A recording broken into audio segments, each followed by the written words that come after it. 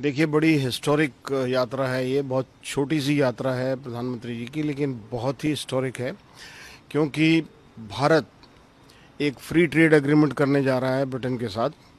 और ये कल चेकर्स हाउस में होगा, जो कि शहर के बाहर है। ये एग्रीमेंट वहाँ किया जाएगा।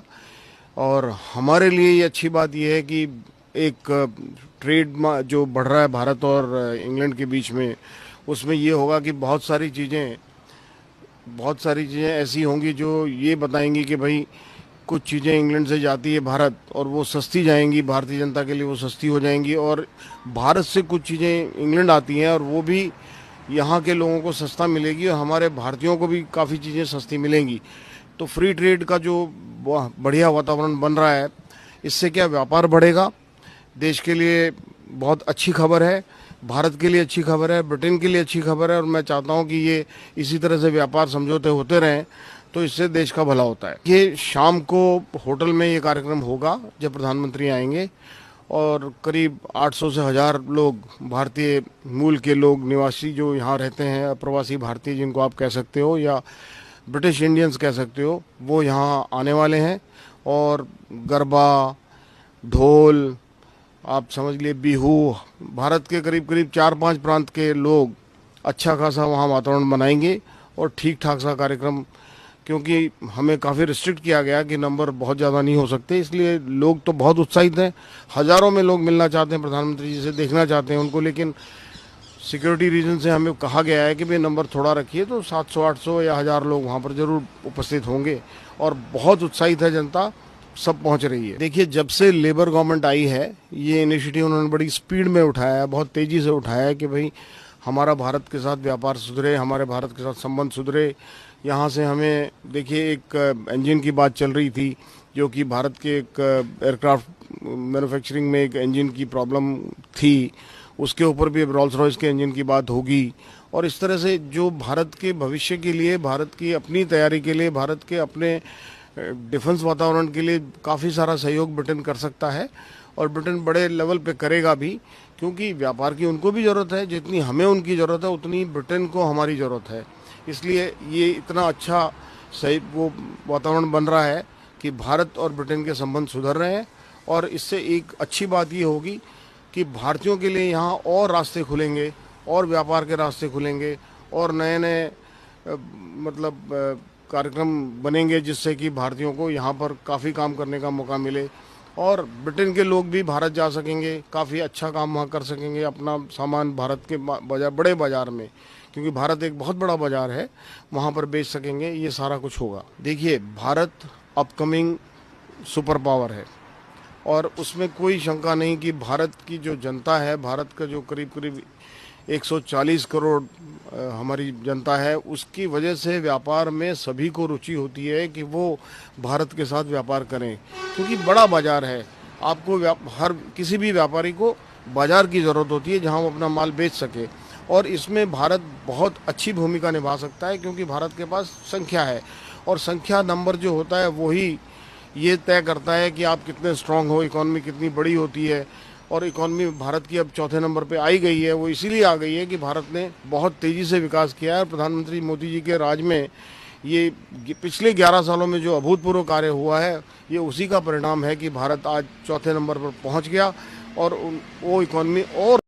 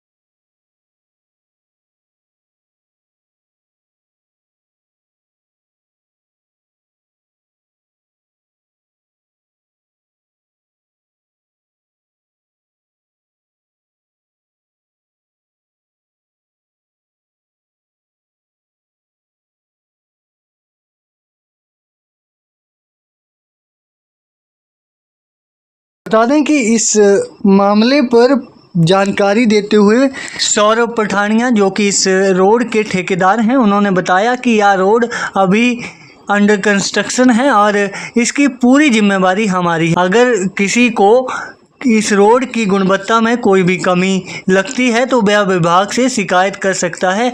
और सौरभ पठानिया ने यह भी बताया कि इस रोड को अभी सरकार के हैंड ओवर नहीं किया गया है।